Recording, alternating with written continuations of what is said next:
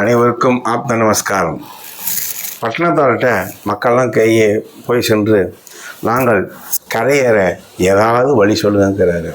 அப்படி சொல்கிறாரு, விட்டு விடப்போது உயிர் விட்ட உடனே உடலை எரித்து விடுவார்கள். ஆச்சுங்களா? எப்பொழுதும் சிவனை போற்றுங்கள், எப்பொழுதும் சிவனை போற்றுங்கள். வீடு மனை வாசல் இதையெல்லாம் சிறிதென விற்று சித்தத்தை சிவனிடம் வைத்துங்கள், போற்றுங்கிறார். அப்போ கொஞ்ச நேரமாவது நீங்கள் இப்போ கலியுகத்தில் நம்ம குடும்பத்துக்காக சம்பாதிச்சாகணும்.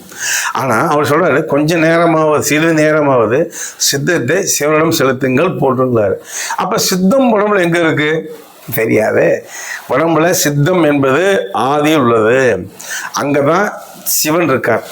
சிவன் கடவுள் கிடையாது. கடவுளுக்கு பேர்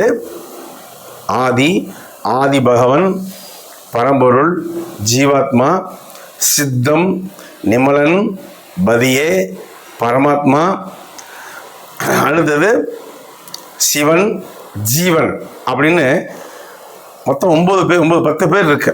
கடவுள், ஆண்டவன், இத்தனை பேர் இருக்கு. அந்த ஆதியில் தான் சிவன் இருக்கார். அப்போ அந்த சிவனை நீங்கள் போற்றுங்கள் அப்படிங்கிற. போற்றுன்னா எப்பொழுதும் சதாகாலம் அந்த ஆதி இருக்கக்கூடிய சித்தத்தில் இருக்கக்கூடிய சிவனையிடம் உங்கள் மனதை செலுத்துங்கள், போற்றுங்கிறார். அது எப்படி என்பதை அவர் சொல்லவில்லை, அவரிடம் யாரும் கேட்கவில்லை, உபதேசம் தான் சொல்லியிருக்காரு. அந்த பட்டணத்தார் மக்களுக்கு கூறிய அந்த உபதேசத்தை நேரடி பயிற்சியாக ஆதி பிரணவ வாசிய வித்தையில் கற்றுத்தரப்படுகிறது. அந்த சித்தத்தை உள்ள சிவனிடம் நீங்கள் போற்றினால் உங்கள் மூக்கிலிருந்து சுவாசம் வெளியே வராது. 24 மணி மூக்கில் சுவாசம் வெளியே வராது. பட்டணத்தார் கூறியதை நேரடியாக பயிற்சியாக ஆதி பிரணவ வாசிய வித்தையில் கற்றுத்தரப்படுகிறது. சகல சௌபாக்கியம் பெறுக.